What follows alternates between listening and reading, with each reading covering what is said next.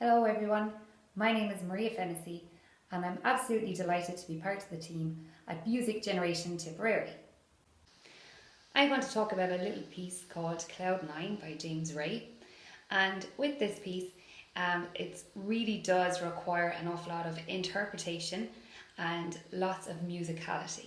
So when bringing musicality into a piece, we're talking about dynamics, we're talking about articulation, we're talking about phrasing and breathing to really try and capture the listener's imagination and the performers also to really portray that feeling of being on cloud 9.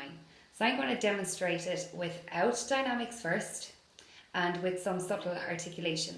And then I'll talk about it a little bit then for a moment, and then I'll go back and play it with the phrasing, different phrasing, and more value in dynamic range as well, just to see which one might really take you on that journey on that cloud.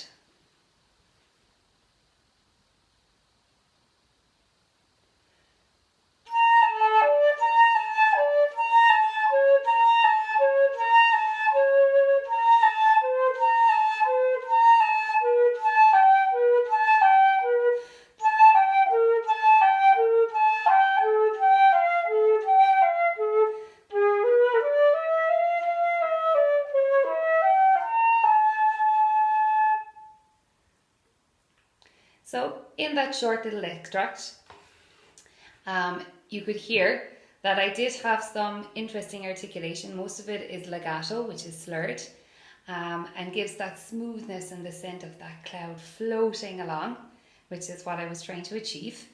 But I didn't really use any dynamics with that. There is a little ritenuto at the end of that section, and I didn't really make too much of a big deal out of that either. So maybe this time around, I'm going to change some of those things.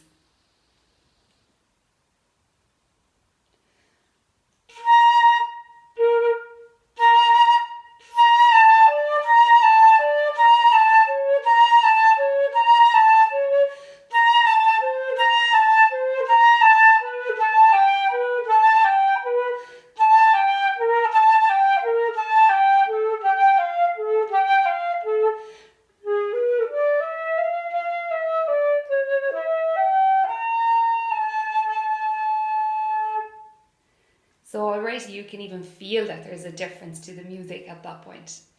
So with articulation and with dynamics, it means an awful lot more than just the markings on the page that our teachers insist on, but it really does make a massive difference to the performance as well.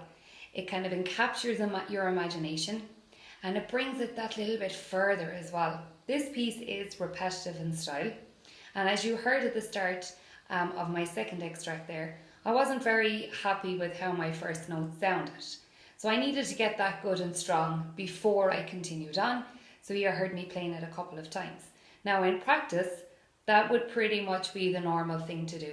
That if you're not very happy with the quality of the sound, the quality of the tone, and this is from beginners the whole way through to intermediate and also senior level, it's always best to stop, adjust, how can it sound a little bit better?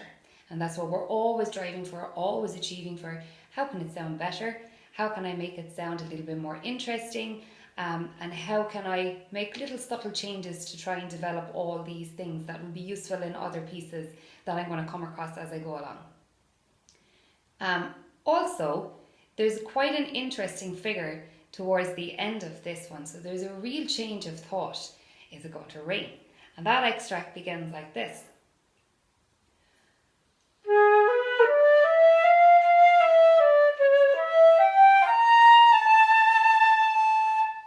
It's almost like the music is asking a question.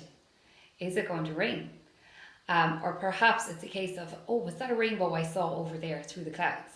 So it really is a great little piece to play with students.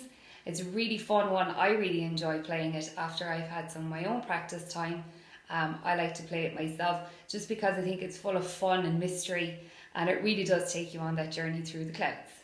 I hope that this was helpful for you, and it might encourage you to prey upon a little bit more of your own musicality and your own interpretation of some piece that you might be working on at the moment or some future pieces that you might come across.